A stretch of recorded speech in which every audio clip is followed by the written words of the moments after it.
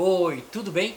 Eu sou o Kleber Saideles, este é o canal Madeira Prima e hoje vamos falar da nossa xiloteca do 21 ao 30.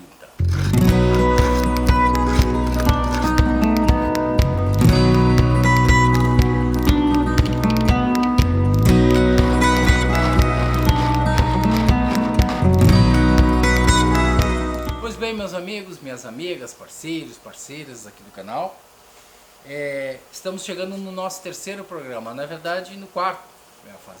Fizemos um programa geral, depois falamos do 1 ao 10, do 11 ao 20 e hoje vamos falar do 21 ao 30, que é a penúltima fase, ou seja, os primeiros aqui do nosso segundo módulo.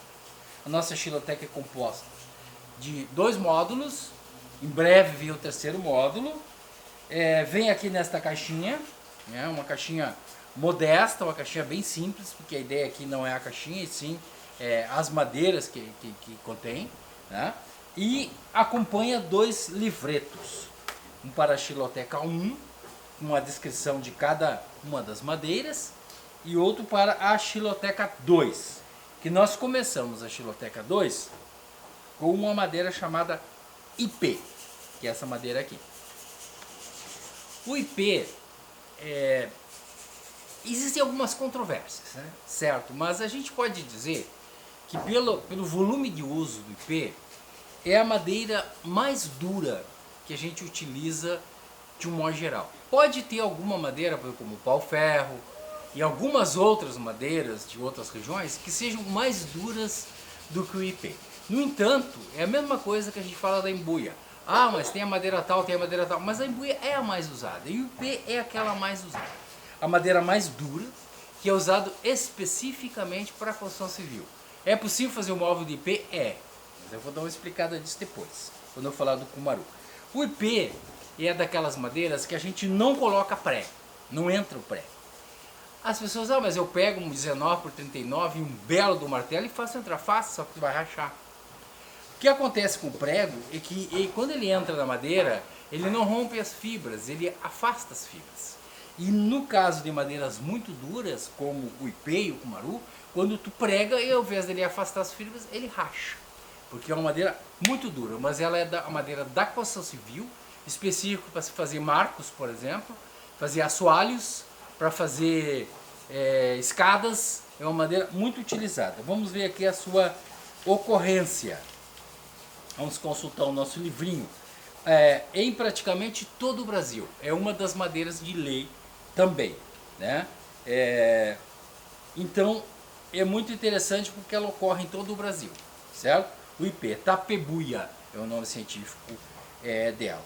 Depois do IP vem uma outra madeira, que é o cumaru, que na verdade é o seguinte, muita gente chama, e já tive algumas diferenças e algumas discussões a respeito disso, mas é chamado IP champanhe. Ele é muito parecido, se a gente olhar, essas duas madeiras não estão assim lixadas, porque elas ficam aqui mais de amostra, mas são parecidos, Então esse é considerado IP champanhe. Também é uma madeira dura, muito dura, exige uma furação prévia para se colocar pregos e parafusos. Se tu tentar colocar um parafuso aqui no cumaru ou no IP, com a máquina, aqueles parafusos Phillips com máquina, ele vai quebrar. Ele vai quebrar. A não ser que tu pegue um parafuso grossíssimo, mas ele não vai entrar. Então a máquina não vai entrar. Então ele precede um pré-furo para a gente poder parafusar, certo? Vamos ver aqui então a área de incidência do cumaru. Cumaru, que é o nosso número 22. Dipteryx odorata é o nome científico. Ocorrência no Brasil, Colômbia, Guiana Francesa, Guiana, Peru, Ilhas Seychelles e Suriname. Também é cumaru, cumaru ferro, cumbaru, cumburu, paru, cumaru verdadeiro, cumaru amarelo, cumaru do Amazonas e curumazeiro. Então, esses são os nomes mais populares. Isso é uma característica muito interessante da madeira no Brasil, porque às vezes, seguido a gente nas nossas lives e também nos nossos encontros, as pessoas, mas lá na minha região tem madeira tal. A gente vai ver uma outra coisa completamente diferente, mas tem aquele nome e às vezes é igual a uma outra madeira, certo? Bom, depois dessas duas madeiras voltadas mais para a construção civil, nós temos o tauari. Tauari é essa madeira aqui, é uma madeira clara. Eu devo dizer que existem variedades do tauari. Existe o chamado tauari branco, existem outras variedades do tauari. O tauari é uma madeira muito boa para se fazer mobiliário. Se usa em construção civil, é um pouco cara, né, para construção civil. Mas se usa em algumas coisas. Não se usa, por exemplo, pode se usar para caixilharia, fazer portas, janelas e tal, isso é comum.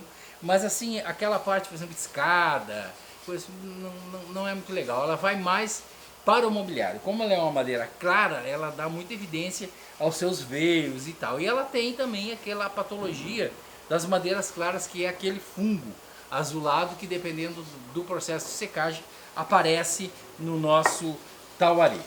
Vamos ver aqui então a incidência do tauari.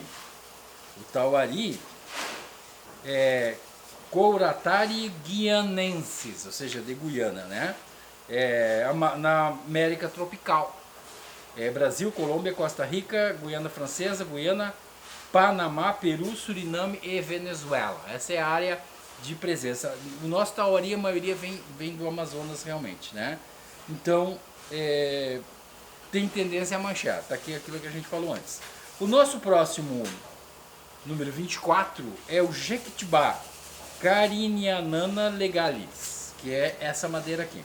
O Jequitibá tem também o mesmo problema, não tanto quanto daquele fungo manchador. Mas também é uma madeira clara, muito boa de trabalhar.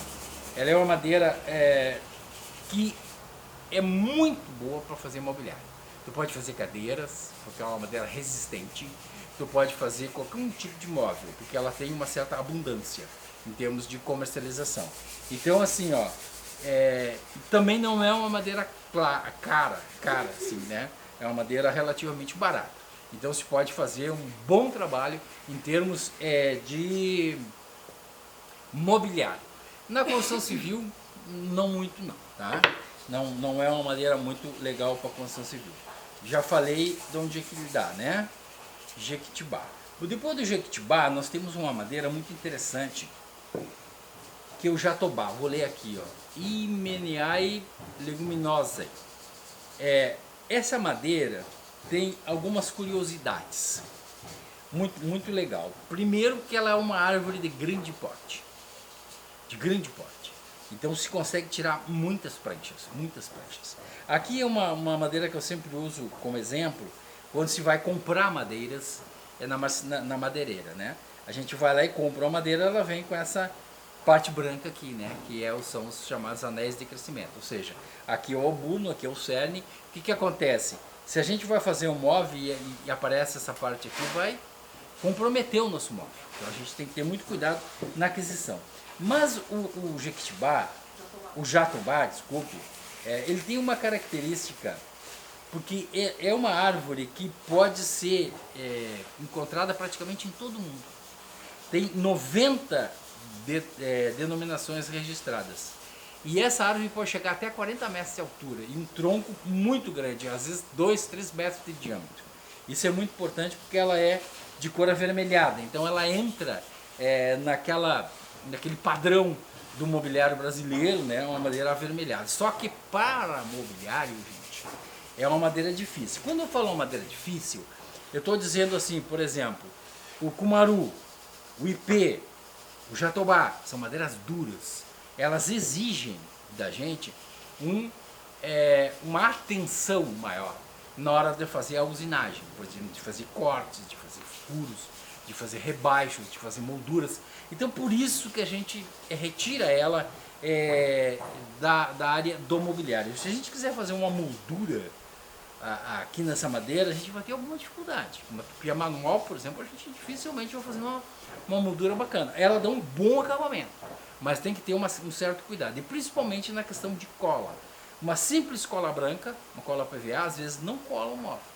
A gente tem que apelar para um outro tipo de cola, por exemplo, uma cola bicomponente, epóxi bicomponente, para a gente poder fazer um bom trabalho aqui. Então tem que ter esse cuidado. Por isso que a gente fala das madeiras duras para a construção civil e as madeiras macias, então, para o mobiliário. Bom, a nossa próxima madeira é Gonçalo Alves. todo mundo vai ficar assim, pô, Gonçalo Alves? Não estou muito lembrado dessa madeira. É esta aqui, que nós vamos mostrar uma tábua aqui, agora vamos fazer o nosso comercial aqui, uma tábua confeccionada aqui na madeira-prima. É a Muiracatiara. Essa aqui é a Muiracatiara rajada. Essas madeiras, esse tipo de madeira, é também conhecida como Gonçalo Alves. É a madeira, digamos assim, a preferida do pessoal fazer tábuas de corte, tanto que eu estou mostrando uma aqui. Essa aqui faz parte de um tríptico, são 3 tábuas numa só. Aqui no verso, uma tábua dupla, no verso ela tem as canaletas para contenção do líquido, né? E vocês podem observar a beleza dessa madeira. É uma madeira super bonita, tem desenhos fantásticos. Então a Muiracatiara, também conhecido como Gonçalo Alves. Então, opa, caiu aqui. A Muiracatiara, ela é nativa do Brasil. Isso é importante, né? Na Amazônia, Acre, Amapá, Maranhão, Mato Grosso, Pará, Rondônia. Pará e Rondônia. Essa área é mais da Amazônia, tá? Na Mata Atlântica não tem muito dessa madeira, tá? Dificilmente a gente faz móveis com a Muiracatiara. É possível, mas como vocês veem o desenho dela, esse desenho ele é um pouco agressivo no móvel, por exemplo. É difícil a gente fazer uma composição e colocar assim o mesmo desenho de um lado, o mesmo desenho do outro, como a gente faz com outras madeiras. Então assim, ó, fica muito chamativo. É mais ou menos a mesma situação do roxinho, né? Fica muito chamativo no nosso mobiliário. Então por isso que ela fica mais restrita a objetos de cozinha, como tábuas, como açucareiros, como pequenas tigelas, como colheres, enfim, mas nessa área. Ou ainda para fazer detalhes de um móvel, fica muito bonito. Muiracatiara, Amburana acreana e Amburana cearensis. Tem dois nomes científicos, certo? Bom, o curupixá, eu não peguei uma madeira grande do curupixá, mas eu tenho a pequenininha aqui, que é o nosso 27, né? Número 27. Eu aproveito para reforçar um aspecto da nossa xiloteca, que é o númerozinho, certo? Cada peça tem 5 por 10 e por aproximadamente 12, tá? Aproximadamente 12 milímetros. Tem umas que tem mais, outras que tem menos, em função do aproveitamento da madeira. A gente não pode jogar a madeira fora, certo? Então essa é 27. Qual a característica? Essa é uma madeira para mobiliário. Não é uma... se usa, digamos, para a construção civil, né? Mas não é muito boa, tá? A ocorrência é Microphyllus venulosa. Ela quando se corta, ela forma uns cabelos assim, né? Ela é muito revessa, mas isso é importante. É da Amazonas, a ocorrência Amazonas, Maranhão, Pará, Rondônia. Também ocorre na região amazônica da Guiana e Suriname, ou seja, é uma madeira internacional. A árvore é grande, ela é dura ao corte, né, mas ela é pouco resistente, por exemplo, assim, ao apodrecimento, ela apodrece fácil. Então não é uma madeira que a gente possa deixar assim em regiões, por exemplo, móveis de rua, pergolados, essas coisas aí não vai funcionar. Ela é mais para mobiliário mesmo. Mas aí se tiver interesse de fazer um pergolado, um móvel para exterior, eu quero mostrar uma madeira que esse aqui é um resto aqui que a gente usou na nossa xiloteca. Vocês estão vendo uma madeira lindíssima. Esse aqui é o nosso pau-ferro. O pau-ferro, ele leva esse nome por uma razão. Dizem, eu nunca vi, mas dizem que quando tu vai cortar um pau-ferro a machado, tu dá as machadadas e sai faísca. Por isso que eles eram conhecidos como pau-ferro. Provavelmente, nunca fiz essa comparação. Até uma hora dessas vou fazer, para ver se é mais duro que o IP.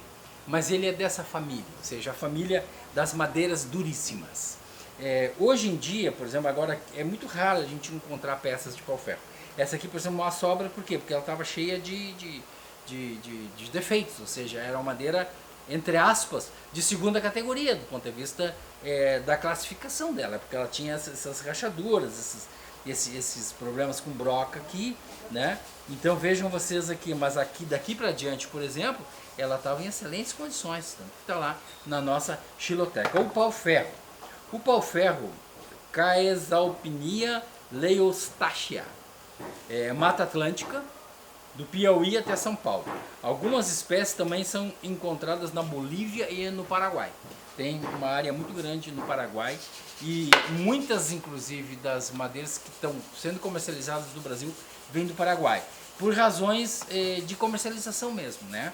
Como são madeiras muito ao norte, fica caro o frete, o corte e tal, então o Paraguai é mais próximo aqui, principalmente da região sul e sudeste, certo? Então esse é o nosso pau-ferro. A nossa madeira de número 29 é a Itaúba. A Itaúba ela é uma madeira para a construção civil, mas se faz muito móvel com Itaúba. Se faz muitas esquadrias, portas, janelas, porque ela é uma madeira super linheira, como a gente diz. Ou seja, ela não empena, ela não racha, ela tem uma segurança muito boa no aproveitamento daquilo que se compra. Ou seja, muitas vezes, mostrei o pau-ferro aqui antes, quer dizer, eu compro um pedaço de pau-ferro e eu perco algumas coisas, porque essa parte aqui eu não consigo fazer. Agora, a Itaúba, por exemplo, não. Tu compra e utiliza todas as peças. Ela tem uma característica, vamos ver aqui a sua... Mesilaurus Itaúba. Ocorrência: Acre, Amapá, Amazonas, Mato Grosso, Pará, Rondônia. Também em outros países como Guiana, Guiana Francesa e Suriname. Ela é muito usada na construção civil. Uma das curiosidades da Itaúba é o seguinte, duas curiosidades. A primeira é que ela contém um alto índice de sílica. Então assim, ó, o que isso ocorre com a utilização dela? A gente vai serrar Itaúba, por exemplo, a gente serra 4, 5 pranchas de Itaúba e a gente tem que mandar afiar a serra, porque ela come o dente da serra. As lâminas do desempeno, do desengrosso, ela come muito porque ela tem muita sílica. Sílica tem a ver com areia, por exemplo. Ela é muito cheia de areia, digamos assim, tá? Grosso modo, tá, gente? Então o que acontece? Tem esse problema. E a outra questão dela é a seguinte, eu até ia fazer um corte aqui, esqueci. Quando a gente corta, ela é amarelada. Ela tem a cor amarelada. Nesse aqui tá. Não, a gente não vai conseguir mostrar aqui. Tá sim. Vamos ver se...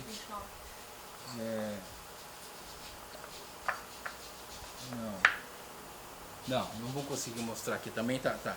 À medida que ela vai ficando, o tempo, ela vai ficando preta, vai escurecendo de uma maneira muito forte, muito forte. Ela escurece demais, tá? A Itaúba. Fica preta. A gente já fez, vamos ver, essa aqui tá mais amarelada, a Paula tá me mostrando, ó. Comparação assim, essa aqui foi recém cortada, que é da nossa xiloteca, ó, número 29. Vejam a diferença entre as duas madeiras. Só que essa aqui vai ficar assim, e vai ficar mais preta ainda.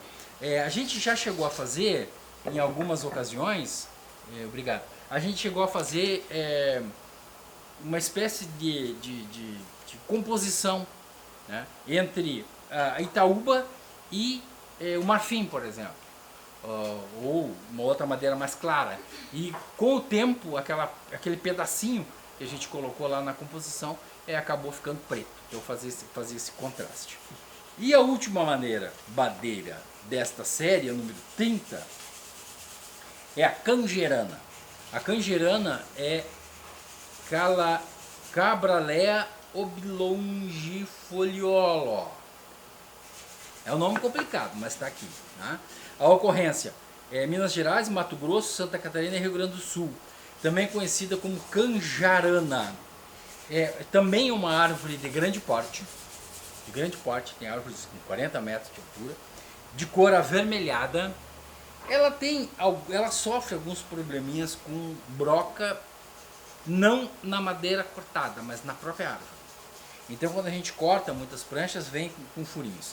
É uma madeira muito legal para fazer tanto esquadrias, por exemplo, marcos, etc., na construção civil, quanto no mobiliário. Eu acho que ela é mais indicada para o mobiliário. Ela é uma madeira relativamente leve, mas ela é muito consistente. Né? Então ela tem uma firmeza muito boa na fabricação de móveis. Então a nossa número 30, cangerana ou canjarana. Tá? ela é boa de trabalhar e ela fica muito bem em qualquer acabamento, certo? Bom, aqui segue o nosso livrinho, mas é para um próximo programa. Então, gente, chegamos ao número 30, do 21 ao 30, ou seja, do IP, a canjerana, na nossa xiloteca madeira-prima. Quem tiver interesse de adquirir a nossa xiloteca, entre lá no nosso site madeiraprima.com.br. Tá lá os preços, tem promoção e tal de custos, enfim, uma série de coisas, certo? Adquira que a gente vai ter o maior prazer em trocar ideias sobre madeiras com vocês. No próximo programa nós vamos falar do 31 ao 40 e vamos encerrar então a nossa xiloteca madeira-prima, que vem corroborar aquilo que a gente sempre fala aqui no programa. Mas antes, você nos encontra no nosso site madeiraprima.com.br, no Instagram, no Facebook. Nós também temos contato através do WhatsApp. E você pode entrar lá no nosso site, que lá tem todos os nossos contatos.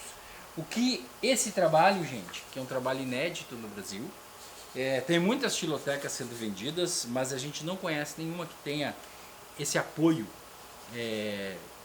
de um livreto para dar essas explicações. Poucas informações, evidentemente, aqui no nosso livreto, mas é fundamental para a gente conhecer madeira. Para quem trabalha com madeira, para quem trabalha com restauração, isso aqui é fundamental. A gente desmonta um móvel, a gente tira o acabamento móvel e tem aqui o catálogo de madeiras para chegar lá e colocar lá e ver, não, essa aqui é tal madeira, essa aqui é tal madeira. Isso é muito importante para o nosso trabalho.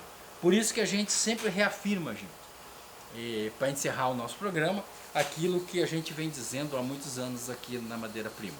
Preserve seu móvel de madeira. O futuro será mais verde.